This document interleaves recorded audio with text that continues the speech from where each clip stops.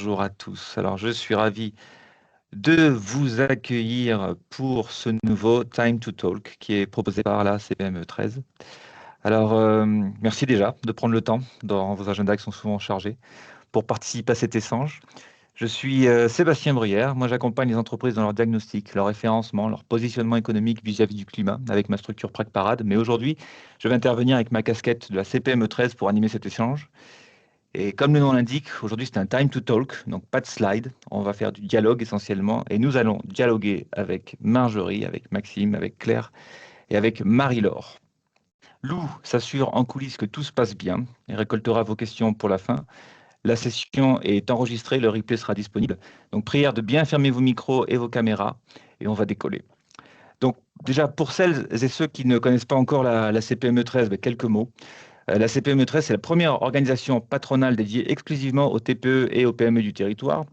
Notre rôle, il est double. C'est vous représenter auprès des décideurs économiques et institutionnels et vous accompagner en proposant des services adaptés à vos besoins concrets, qu'il s'agisse de conseils, de formation, de mise en réseau ou de dispositifs d'accompagnement spécifiques. Aujourd'hui, on va aborder un sujet qui est de plus en plus d'actualité et qui n'est pas toujours bien anticipé pour les entreprises, adapter sa TPE ou sa PME au changement climatique, les enjeux, les outils, quel accompagnement. Alors voilà, alors souvent quand on parle climat, on parle bilan carbone. Aujourd'hui, on va en parler un petit peu moins. On va plutôt parler de risque climat, de plan d'adaptation. Alors vous le savez, ou peut-être certains d'entre vous l'ont vécu malheureusement, mais les événements climatiques extrêmes, les canicules, les sécheresses, les inondations, les tempêtes se multiplient et peuvent affecter de fait vos activités. Donc production, approvisionnement, infrastructure, continuité de service, santé des salariés, etc. Les sujets sont nombreux.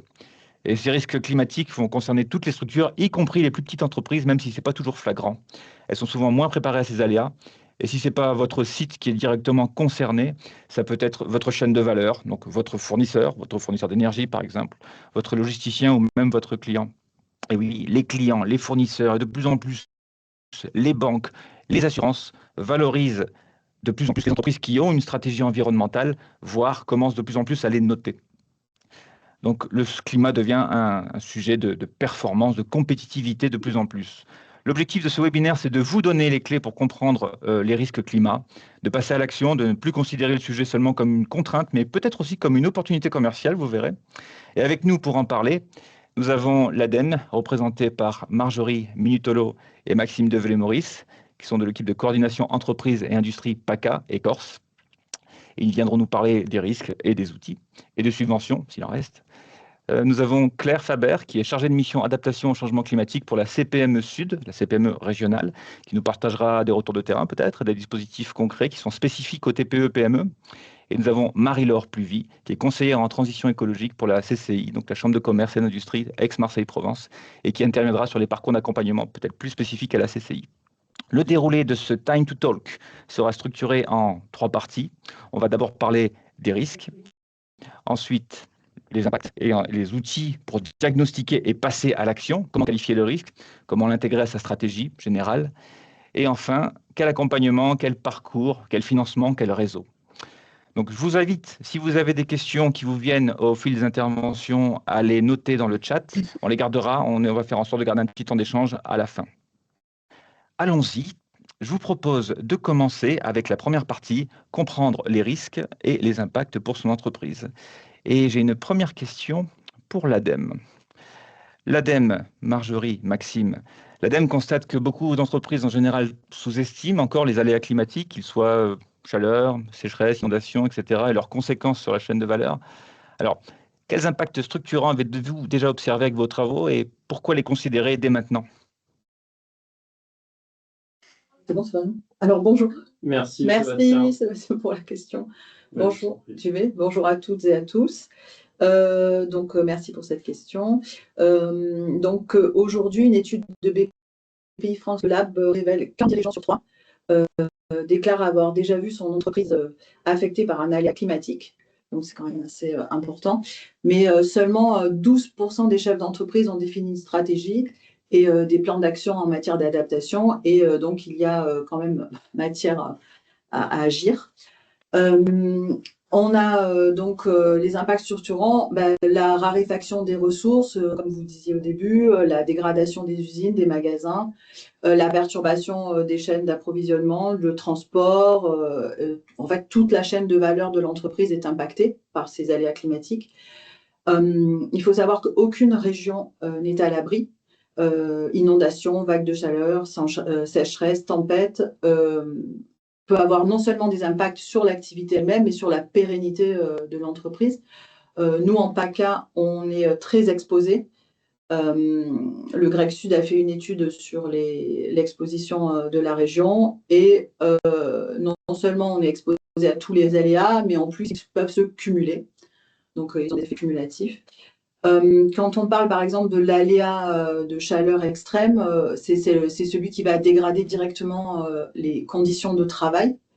Donc, la mise en place de solutions de rafraîchissement paraît essentielle pour préserver les conditions de travail et les optimiser lors des vagues de chaleur. On ne parle pas de confort, on est au-delà du confort. Là, on parle plutôt de sécurité, de productivité des collaborateurs qui sont en jeu. Sachant que les secteurs identifiés comme étant les plus touchés, c'est le BTP, l'agriculture et la logistique. Les aléas climatiques, en plus, ont un coût. On prévoit déjà une augmentation de l'ordre de 50% de ce coût à horizon 2050, ce qui aussi interroge sur des questions d'assurabilité. Donc, les entreprises, aujourd'hui, les assurances commencent à prendre ça en compte dans l'assurabilité de l'entreprise. Alors, pourquoi agir maintenant? C'est stratégique parce que, comme je disais, il y a la question de réassurance, il y a aussi la question de l'accès au financement. En fait, cet accès au financement va dépendre de la maîtrise de son risque climatique. Aujourd'hui, il y a eu un signal fort et concret qui a été donné en novembre 2025. La BCE a astreint à 7,5 millions d'euros un établissement bancaire français pour des carences d'identification d'impact climatique. Donc, ça veut dire qu'aujourd'hui, ce tournant va installer un espèce de précédent pour les banques d'avoir besoin d'identifier, de mesurer et de piloter le risque climatique quand ils prêtent aux entreprises. D'ailleurs, le deuxième signal un peu qui a été donné, c'est quand même aussi la Banque de France qui a mis à disposition des entreprises depuis janvier 2026 un outil de visualisation de ces aléas climatiques auxquels ils sont exposés. Et cet indicateur climat a été fait avec l'ADEME et il va permettre des cotations financières. Enfin, ça va être un indicateur supplémentaire dans la cotation financière classique.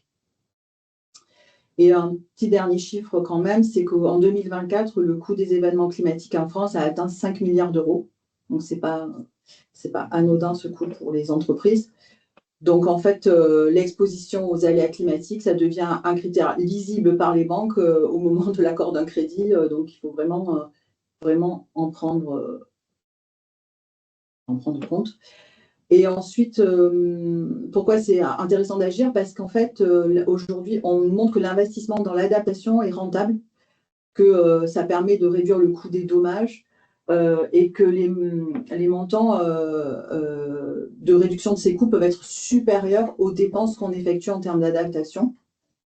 Le rapport coût-efficacité est de 71% des cas quand on utilise ce qu'on appelle des solutions, par exemple, fondées sur la nature, dont on pourra vous parler plus tard. Voilà, et quand même, ce qu'il faut dire, c'est que la France a prévu une trajectoire d'adaptation au changement climatique pour une France à plus 4 degrés, et on peut dire que quand l'État commence à s'emparer de ce sujet et prévoir une trajectoire et un plan d'adaptation, on est au 3e plan d'adaptation au changement climatique au niveau national. C'est un signal fort. Et dans ce plan-là, il y a 52 mesures qui concernent à la fois les collectivités, les citoyens et les entreprises. Donc, face à tout ça, on peut se dire que oui, c'était très stratégique d'agir aujourd'hui pour toutes ces raisons.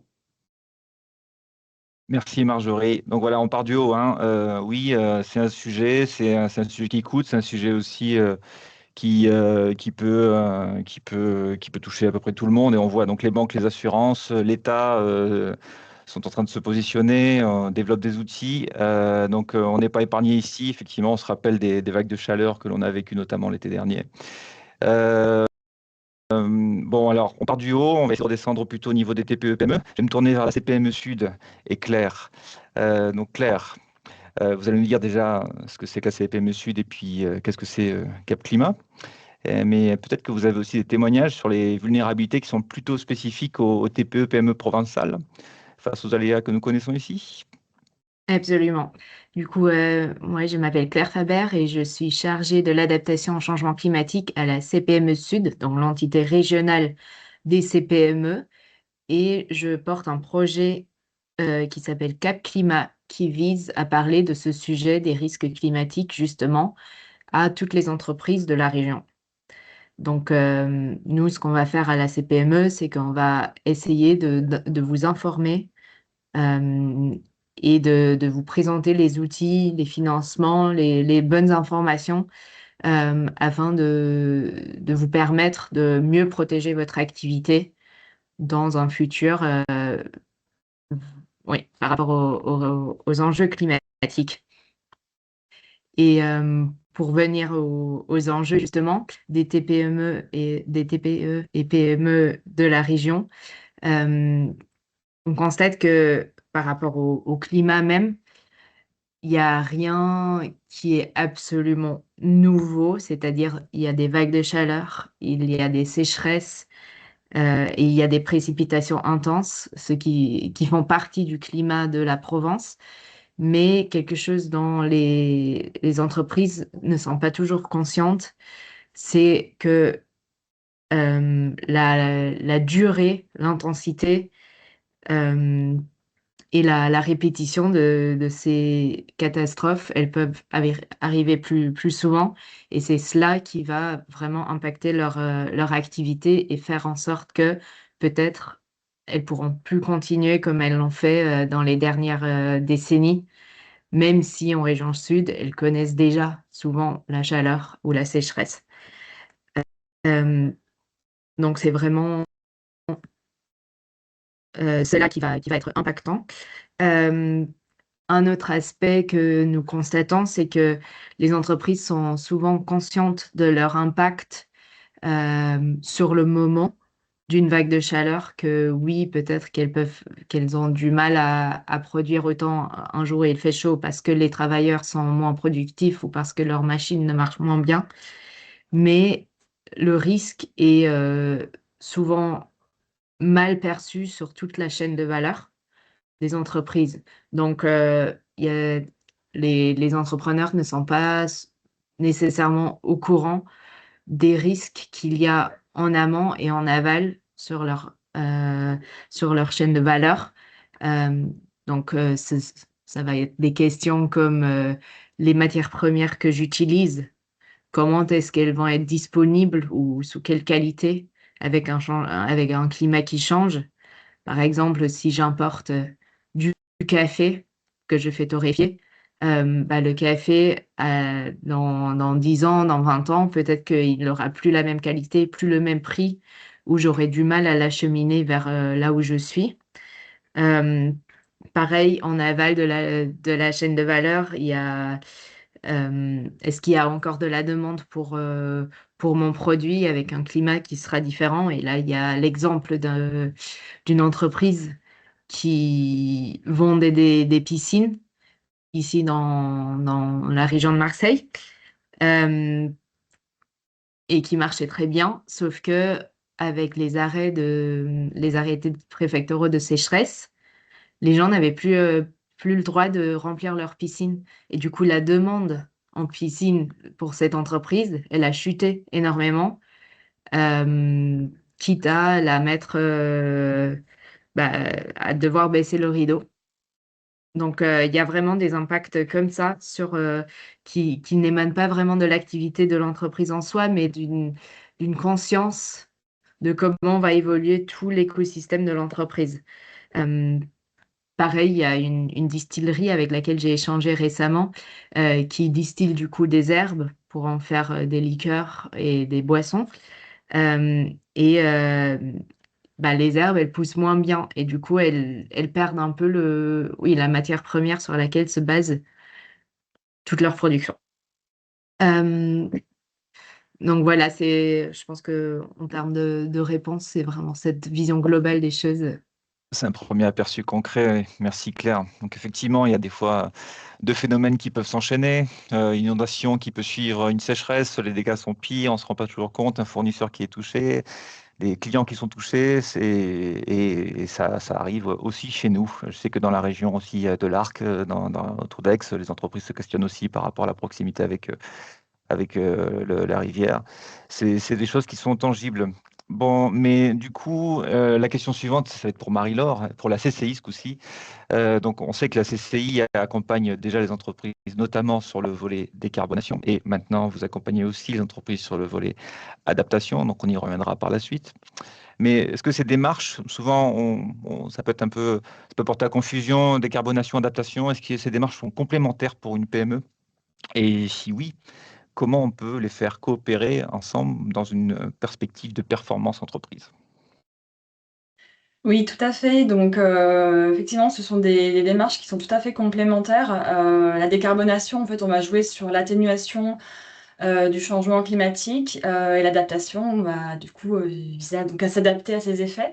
Donc, d'une part, on va en fait éviter l'ingérable, hein. La décarbonation, c'est comment, voilà, par des outils comme le diagnostic carbone ou le bilan carbone, on va venir en fait cartographier du coup les émissions de gaz à effet de serre dans une entreprise pour voilà, prioriser les postes émetteurs et que l'entreprise puisse avoir un réel impact sur ces émissions de gaz à effet de serre. Et on va jouer directement en fait sur l'incidence et l'occurrence des aléas climatiques qui sont eux-mêmes générés par un trop-plein de gaz à effet de serre, le dérèglement climatique donc. Donc on va voilà, directement, l'entreprise va directement pouvoir jouer sur sa pérennité en fait, aussi en réduisant ses émissions de gaz à effet de serre par rapport aux aléas climatiques auxquels elle pourrait être soumise. Donc l'atténuation, alors on vise à éviter l'ingérable et l'adaptation, on va viser à gérer l'inévitable puisqu'en fait aujourd'hui on sait qu'il y a voilà, ça a été mentionné précédemment, il y a des événements climatiques qui sont récurrents, qui sont là et maintenant il faut s'adapter, se préparer, à leurs effets. Donc c'est vraiment tout un enjeu de voilà, de pérennité encore une fois pour l'entreprise. Et donc, c'est des démarches, effectivement, c'est une démarche globale dans une entreprise. En fait, on joue sur les mêmes enjeux de performance et de maîtrise des coûts, hein, que ce soit la gestion des coûts liés voilà, à la chaîne d'approvisionnement, par exemple, ou aux meilleures conditions de travail des salariés. Et c'est une même aussi démarche de valorisation RSE, ça a été dit tout à l'heure par Marjorie, auprès notamment des parties prenantes comme les assureurs et les banques, qui sont aussi maintenant très regardants sur ce que fait l'entreprise aussi, donc pour réduire leurs émissions de gaz à effet de serre et pour s'adapter aussi. Donc voilà, démarche globale. Démarche globale, donc merci Marie-Laure. Alors bon, ben voilà, vous avez posé le constat, l'ADEME le dit, ça vient d'en haut, l'État s'en préoccupe, les banques, les assurances sont en train de s'outiller avec des outils d'évaluation, ils les mettent à disposition auprès des dirigeants. Les associations, les groupements entreprises comme la CPME s'en emparent aussi et développent leurs propres programmes comme Cap Climat porté par Claire. Et les CCI proposent également des diagnostics personnalisés donc au sujet adaptation en mélangeant avec la décarbonation. Le sujet existe, il existe clairement dans notre région comme ailleurs. La question qu'on peut se poser donc par la suite, c'est comment s'outiller et comment passer de ce constat à l'action. Alors, je vais revenir vers l'ADEME. Et donc, on sait que l'ADEME développe beaucoup de programmes et beaucoup d'outils. Alors, si ça parle à certains de nos auditeurs, on peut en citer quelques-uns. Ma carte au climat en est un. Alors, Climadiag Entreprise est plutôt développé par Météo France, mais c'est quelque chose qui est assez similaire. Vous avez évoqué tout à l'heure l'outil ODAC qui est développé par la Banque de France. Il y a la méthodologie aussi OCARA qui est souvent mentionnée. Comment ces outils fonctionnent et globalement, comment permet-il à un dirigeant de faire un premier chiffrage des risques et de prioriser les actions? C'est encore pour moi. Je repars. Juste un petit point, l'ADEME recommande un espèce de parcours pour l'entreprise L'idée, c'est pour prendre le sujet à bras le corps, en premier temps, c'est d'améliorer sa connaissance des risques en s'acculturant. Donc avant, je vais vous parler des ADAC, c'est des ateliers sur l'adaptation au changement climatique qui peuvent être faits en présentiel dans l'entreprise. Ça permet d'apporter une culture sur le sujet. Et c'est assez, avant même d'utiliser des outils, s'acculturer me paraît quand même primordial. Ensuite, dans notre parcours, il y a effectivement les diagnostics qui vont servir à analyser son exposition et sa vulnérabilité. Derrière ce diagnostic, le parcours proposé, c'est d'élaborer donc une stratégie, de décliner cette stratégie en plan d'action et enfin de suivre et d'évaluer le plan d'action. Donc les outils proposés, alors en fait, bon, il y en a beaucoup, hein, je tiens à vous le dire. On va dire en autonomie, en première approche, donc il y a le Climadiag Entreprise qui a été développé par l'ADEME et Météo France. Pour les PME, les TPE, c'est comment se situer à peu près en moins d'une journée, et c'est un outil qui est gratuit. Donc je pense que c'est déjà le premier pas. Donc il y a Macarto Climat, comme vous en parliez, là c'est un outil ADEME et AMRAE. Là, il s'agit de cartographier ces vulnérabilités sur toute sa chaîne de valeur. Celui-là, il est aussi gratuit. Il prend un peu plus de temps. Et enfin, il y a la méthode OCARA PME, qui est une méthode Carbone 4 et ADEME, qui la permet, et qui est gratuite aussi. La méthode est gratuite, l'accompagnement non, mais la méthode est gratuite, qui permet de faire un premier plan d'adaptation de premier niveau. Et ensuite, en termes d'outils, on passe au diagnostic plus approfondi. Donc là, on est avec un accompagnement. Donc, il y a le Climadiag Expert de la CCI, mais je vais laisser la CCI en parler au niveau de ces outils. Mais bon, je le mentionne et il peut être pris en charge selon les régions. Il y a le DIAG Adaptation de l'ADEME par BPI France. Là, c'est un diagnostic complet et il y a un premier plan d'action chiffré. Sur ce diagnostic avec le premier plan d'action chiffré, il faut savoir que c'est un reste à charge pour l'entreprise de 3 000 € une fois que l'aide a été faite. Et enfin, la dernière méthode qui est quand même assez costaud et qu'il faut être bien accompagné quand même, c'est donc le OCARA qui lui propose quand même un plan de résilience complet de l'entreprise. Ça, c'est un peu les outils, les outils qu'on peut vous proposer pour pouvoir s'évaluer de façon soit autonome, soit en étant accompagné de façon plus approfondie. Donc, voilà. Est-ce que tu veux rajouter quelque chose, Maxime? Non, c'est très bien. Je pense que Claire Voilà. et Marie-Laure ont des exemples concrets à partager. C'est ça, l'ADEME donne le cadre et derrière la CCI Cap Climat enchaîne pour le concret. Ben, merci. Donc on voit déjà ce que vous dites que c'est quelque chose qui est progressif. Hein. Il y a des outils pour chaque maturité et il y a des outils gratuits. C'est important aussi de le savoir. Hein. C'est que si on a soit un peu de temps consacré, soit on va, je pense qu'on va nous le dire par la suite, mais il existe aussi des dispositifs qui permettent d'être accompagnés dans un diagnostic. Et pour se lancer, et c'est important, c'est toujours le premier pas, et ensuite on peut aller vers quelque chose de plus conséquent, sous réserve d'accompagnement pour d'autres besoins, mais en tout cas, beaucoup d'outils sont déjà à disposition. Et du coup, vous avez évoqué effectivement la CCI et leur diagnostic adaptation. Donc, Marie-Laure, quels éléments concrets votre diagnostic CCI va mettre en lumière pour une PME et comment les dirigeants peuvent-ils s'en emparer, surtout? Oui, tout à fait. Effectivement, le réseau des CCI a développé le Climadiag Expert. Donc, nous, c'est un outil de premier accompagnement, de premier niveau pour aider les entreprises en fait à cartographier leur vulnérabilité face aux aléas climatiques. Donc en fait, c'est 100% financé. Donc on accompagne les TPE-PME sur cette thématique. Concrètement, en fait, on vient dans un premier temps réaliser un recueil de données. Donc en fait, à partir déjà de la situation géographique de l'entreprise, on vient croiser du coup son périmètre géographique avec les projections de Météo France. Donc on se base sur les données de la DRIAS, notamment du portail de la DRIAS de Météo France, pour réaliser des projections en fait à court, moyen et long terme de qu'est-ce que ce périmètre, qu'est-ce que va subir en fait comme aléa climatique le périmètre géographique de l'entreprise. Donc déjà ça c'est une cartographie, une projection.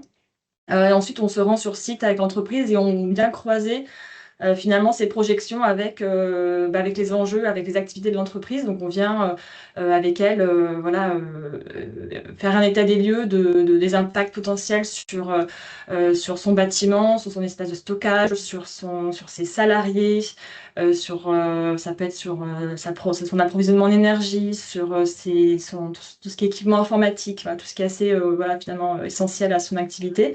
Et aussi sur sa chaîne de valeur, donc ça l'a été dit, hein, mais c'est vrai qu'on n'y pense pas, mais ils sont dépendants de fournisseurs et sous-traitants, et donc on vient aussi cartographier les enjeux sur cet aspect-là, et on vient prioriser en fonction de l'incidence et de la récurrence des aléas climatiques, les impacts pour l'entreprise. Donc on a une grosse priorisation, puisqu'on ne pourra pas évidemment aller sur tous les fronts, mais déjà commencer à avoir cette conscience en fait des enjeux et commencer à agir dessus.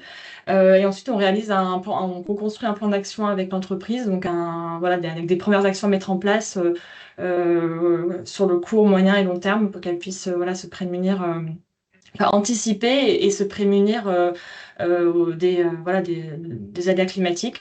On fait aussi un historique, hein, parce que souvent, comme vous l'avez dit, Sébastien, il y a déjà des choses qui se passent sur le territoire, et Claire aussi l'a dit. Et donc, on vient aussi réaliser un historique de qu'est-ce qu'elle a subi par le passé, en termes d'inondation peut-être, de forte chaleur. On vient prendre tout ça en compte dans nos modèles de projection et pour l'aider à s'adapter au mieux. Donc voilà, le Climate Diag Expert. Si je résume avec mes propres mots, à la fin, on a une cartographie avec du rouge et du vert qui montre où sont les points faibles et les points forts. Hein, et donc, aujourd'hui, dans les prochaines années, avec l'évolution des aléas. Exactement. C'est effectivement c'est concret. Mais est-ce que, du coup, côté CPME Sud et Cap Climat, est-ce qu'on peut être encore plus concret et sans expertise technique trop lourde, à arriver à avoir des outils qui permettent de cartographier les aléas à l'échelle des TPE, PME? Oui, je crois que le diag de la CCI est justement adapté à ce public TPE, PME. Et voilà, permet vraiment de faire ressortir des priorités. Et en fait, c'est à ça que ça sert. C'est pas de se lancer sur tous les chantiers en même temps, mais c'est de savoir, de faire le diag de la CCI en premier temps, parce que je pense qu'il est bien adapté aux petites structures. Et après, si on remarque, après ce diag, qu'on a besoin de plus de niveau de détail sur un aspect en particulier, on peut toujours se tourner vers d'autres diags, ou alors se tourner vers des experts qui peuvent accompagner l'entreprise sur un chantier qu'on a identifié. Donc, disons que si je suis une entreprise et que je remarque que moi, mon risque peut être principal, ça va être les inondations sur mes bâtiments. Je vais peut-être attaquer cela en premier, parce que je sais qu'en termes d'impact financier ou d'impact sur ma continuité d'activité, c'est mon plus grand risque. Donc, je vais pouvoir aller me faire accompagner par des experts ou par d'autres entités, notamment la CCI qui travaille sur ce sujet-là aussi, pour réduire mon risque inondation.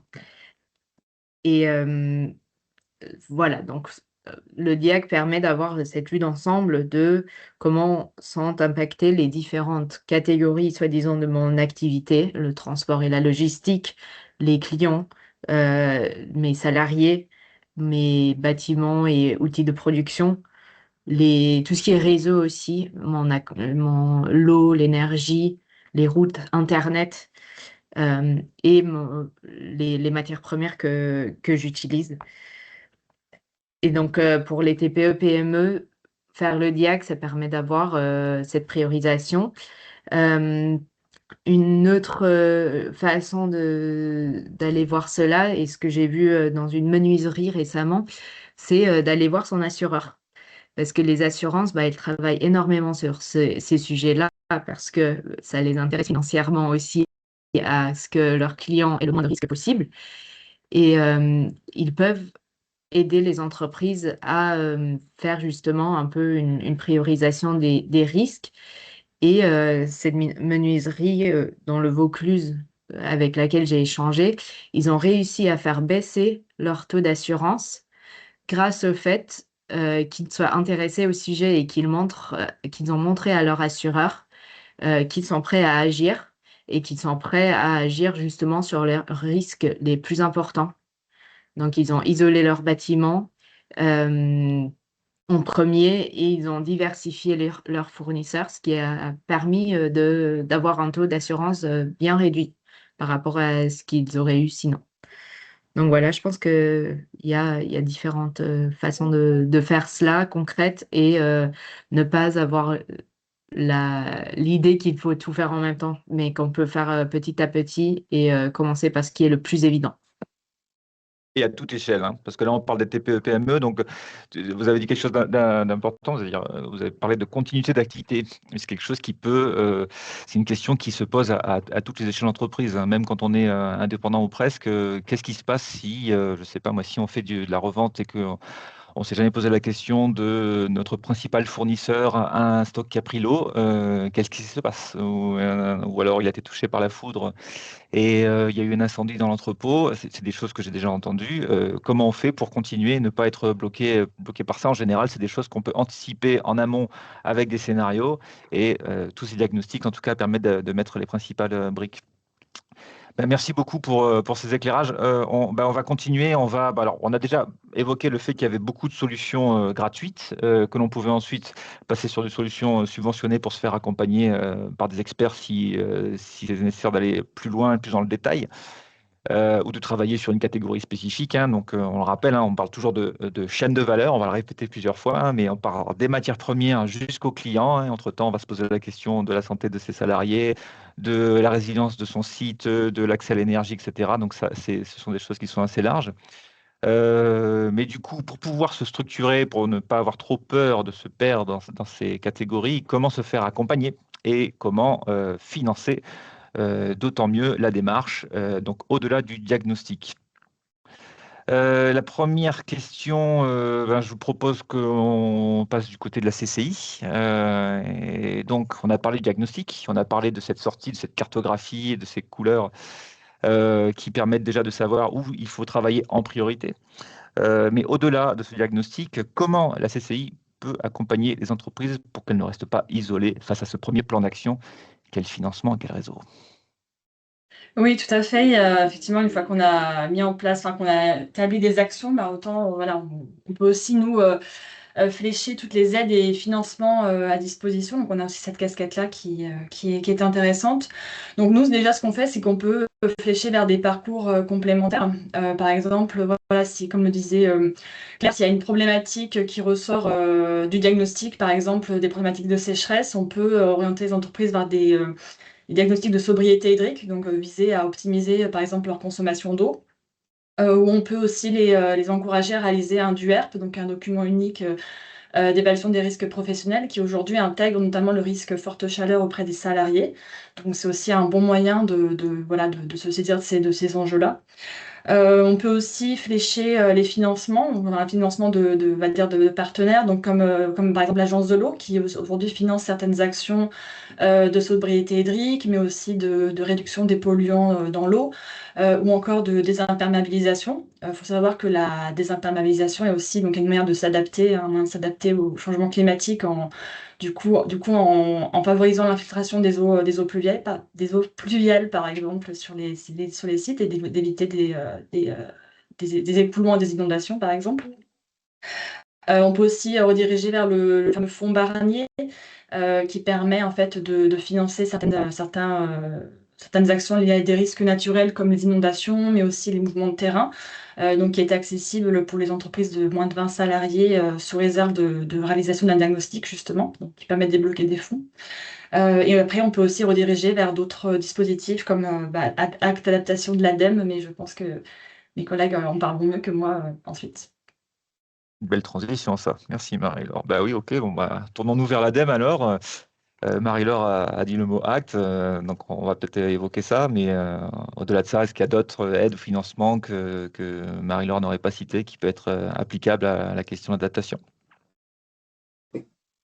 Oui, merci Marie-Laure. Donc effectivement, donc il y a acte, mais donc juste avant, on va peut-être en reparler parce que c'est plutôt Donc, c'est un diagnostic aussi géré par l'ADEME, mais opéré par la BPI, donc, qui s'appelle le Diag Adaptation, qui lui qui a un coût plus important, hein, et c'est même quelque chose qui, pour des sites un peu plus grands que le Climadiag Expert de la CCI. Et donc, c'est assez complémentaire. Alors, c'est vrai que c'est peut-être un peu moins pour la cible TPE, PME, mais voilà, il n'y a pas de règle absolue pour autant. Il y a quand même ce diagnostic-là il y a une subvention importante, en tout cas de la part de l'ADEME, mais ça se base de toute façon sur les mêmes méthodologies, hein.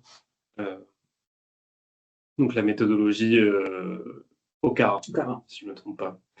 Et donc pour en arriver effectivement sur ACT, donc ACT, encore une fois, c'est une méthodologie internationale, on va dire. Et donc il y a à la fois une méthodologie dédiée à l'atténuation. Donc on l'a rapidement évoqué au début, c'est vraiment la baisse de l'empreinte carbone finalement de votre activité. Et donc il y a le pendant côté adaptation au changement climatique. Et donc dans la méthodologie ACT, il y a en fait à la fin, vous avez une note donc sur 20, comme à l'école, mais vous avez aussi des sous-notes qui viennent un peu préciser finalement votre situation. Alors d'un point de vue de l'adaptation, c'est-à-dire d'un point de vue stratégique, est-ce que vous avez défini une stratégie collectivement au sein de votre entreprise? Est-ce qu'elle est partagée, comprise? Et en gros, ça permet de noter la réalisation, la probabilité que vous réalisiez votre stratégie. Et donc, c'est bien pour ça, c'est pour éviter finalement C'était plutôt à orientation des grands groupes initialement, pour éviter qu'ils envoient des grands objectifs en l'air sans aucune structure derrière tout ça. Et donc, cette note vous donne quand même c'est un objectif à atteindre pour structurer finalement la démarche et faire les choses dans l'ordre. Et donc là, on a plusieurs moyens de solliciter finalement cet accompagnement ACT. Donc aujourd'hui, on a Pacte Entreprise qui s'est lancé tout récemment, donc qui est pour toutes les entreprises, et donc qui intègre l'accompagnement ACT qu'on appelle pas à pas, donc qui est pour la construction de la trajectoire, et puis ensuite vous avez l'évaluation qui va venir donner la note. Et donc ça existe pour l'atténuation et l'adaptation au changement climatique. Et donc tout ça va être plus ou moins fusionné à court terme pour s'appeler ACT Climat. Et donc, ce que j'aimerais peut-être, donc voilà, vous avez votre stratégie, adaptation et atténuation. Dans l'idéal, il faut combiner les deux. Parce que pour parler peut-être du type de financement que vous pouvez solliciter pour la mise en œuvre des projets, donc Marie-Laure a parlé de l'agence de l'eau ou du fonds Barnier qu'on découvre, que je ne connaissais pas, mais en tout cas l'agence de l'eau et aussi l'ADEME sont là sur des projets un peu qui sont très variés en fait. On a parlé de l'adaptation au changement climatique, ça touche toute la chaîne de valeur. Ça veut aussi dire que vous pouvez agir sur toute la chaîne de valeur et donc sur plein de types d'opérations différentes. Et donc vous allez retomber finalement un peu dans toutes les subventions qu'on peut proposer sur l'économie circulaire. Si vous voulez vous rendre indépendant d'un flux qui est considéré à risque, pour tourner vers un flux plus local et plus circulaire. Voilà, d'éco-conception. Sur la partie énergétique aussi, il fait chaud, vous voulez installer un bloc clim. Ça, on peut considérer que c'est de la maladaptation parce que vous allez rafraîchir certes votre local, mais l'extérieur va être d'autant plus chaud et donc vous allez participer aux îlots de chaleur finalement. Alors qu'il y a des solutions comme le rafraîchissement par la terre, donc on appelle la géothermie, qui vous permet de rafraîchir finalement l'ambiance en été. Et en plus de ça, ça va vous permettre aussi de réchauffer votre ambiance l'hiver. Et donc là, vous allez avoir finalement des actions qui sont un peu à double effet qui se coulent. Vous allez à la fois faire de l'adaptation, donc là sur le risque des fortes chaleurs, et faire de l'atténuation sur votre consommation de gaz naturel qui était potentiellement utilisé pour chauffer votre bâtiment. Voilà. Et puis, il y a d'autres exemples d'adaptation. On pourra peut-être revenir par la suite si vous avez des questions sur le confort. Alors, c'est même plus du confort, mais c'est sur les conditions de travail des salariés avec plusieurs exemples assez inspirants d'entreprises à travers la France qui sont engagés sur ces thématiques depuis plusieurs dizaines d'années.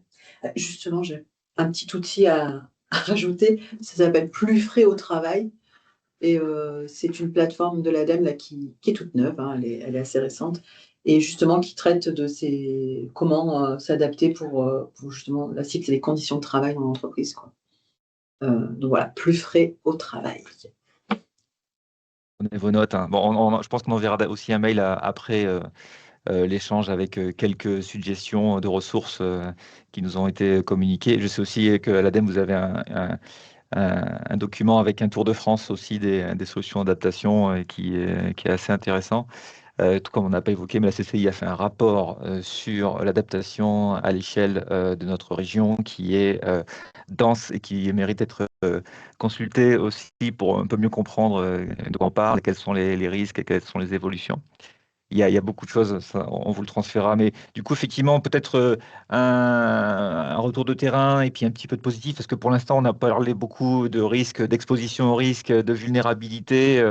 Ben, je me tourne vers Claire, donc avec Cap Climat. Donc, je sais que vous faites une newsletter sur le sujet que j'ai reçue aujourd'hui, la dernière édition, avec des retours de terrain qui sont demandés. Et bien justement, dans les retours de terrain, est-ce que vous avez déjà un exemple, une entreprise, par exemple, locale, qui nous montrerait en quoi s'intéresser à la question d'adaptation est bénéfique?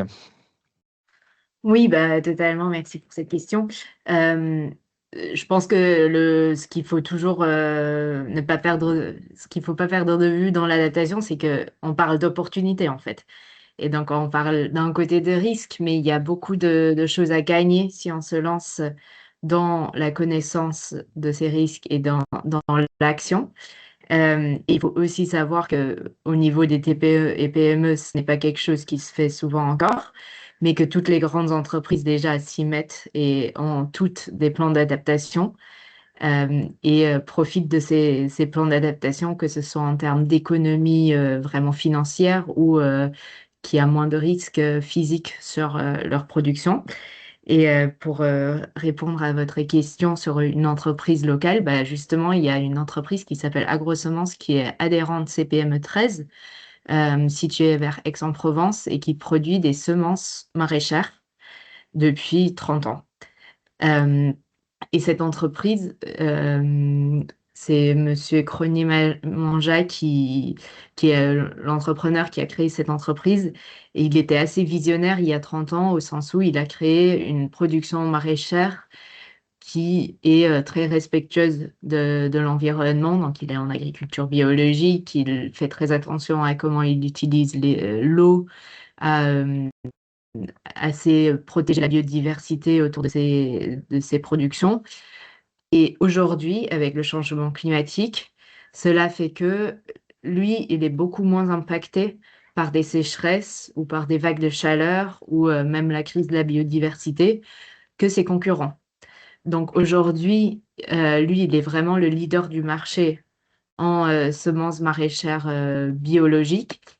Euh, et c'est justement grâce à cette vision qu'il avait il y a 30 ans qu'il a mis en place des mesures d'adaptation, donc pour être moins vulnérable.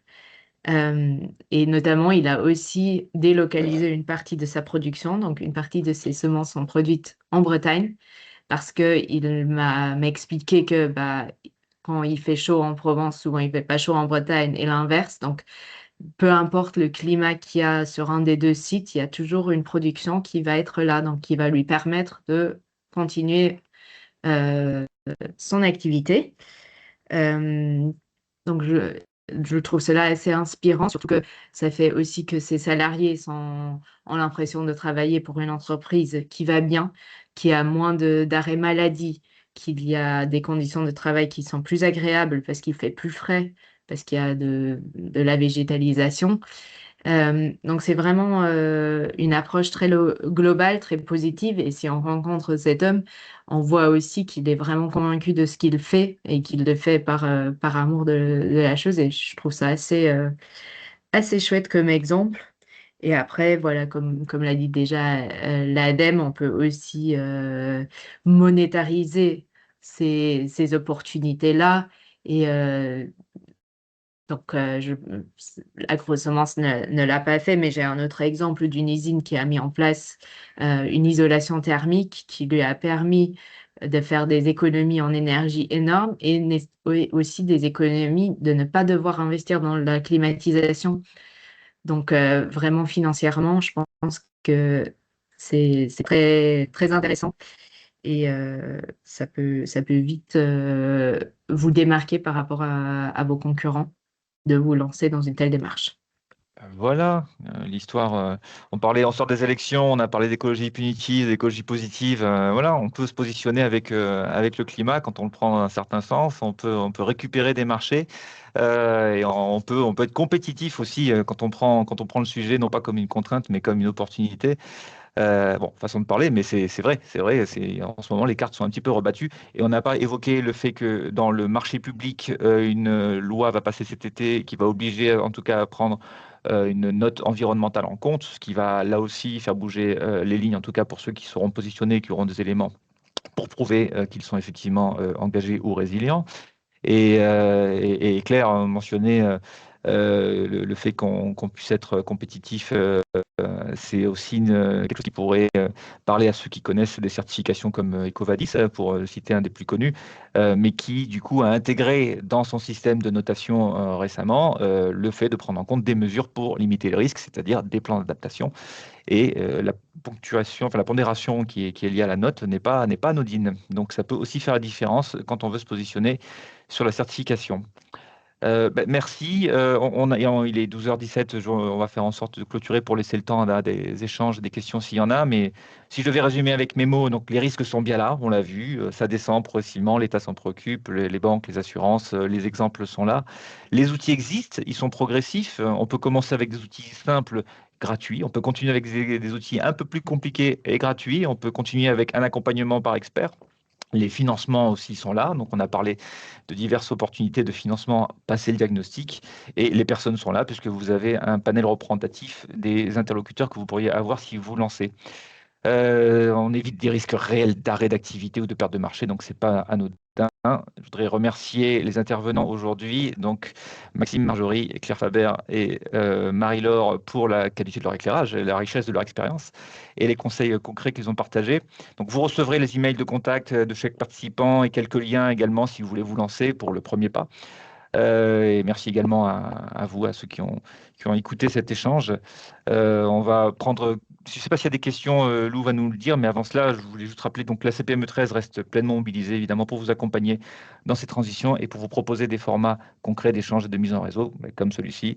Et donc, on espère vous retrouver très bientôt lors des prochains événements. Lou, est-ce qu'il y a des questions? Je n'en vois pas sur le chat. Très bien. N'hésitez pas. C'est Eh le bien, on moment. laisse. C'est ça, c'est la dernière chance pour poser une question. Sinon, c'est le ventre qui parle et on ira déjeuner. Une seconde, 2 secondes, 3 secondes. Pas de questions. Je pense Pas de qu'on peut questions. clôturer. Merci à tous. Le replay sera envoyé. Et alors, il y a quelqu'un qui est en train d'écrire un message. Est-ce que c'est pour dire merci ou est-ce que c'est pour poser une question? Oh, ça commence à écrire. C'est un merci.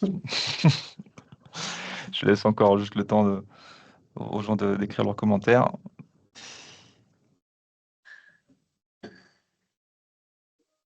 Ah ben, voilà, c'est très clair. Donc, les intervenants aujourd'hui ont été très clairs. J'espère surtout que pour ceux qui seraient dans une position ou qui se questionnent aujourd'hui sur comment se lancer ou qui ont l'impression que ça pourrait être compliqué, qu'on a gommé ces doutes et que le premier pas sera fait bientôt, si ce n'est pas déjà fait. Merci à tous et bonne journée. Merci. Merci. Au revoir. Merci. Merci, Merci, au revoir. bonne journée. à tous. Merci, au Au revoir. revoir.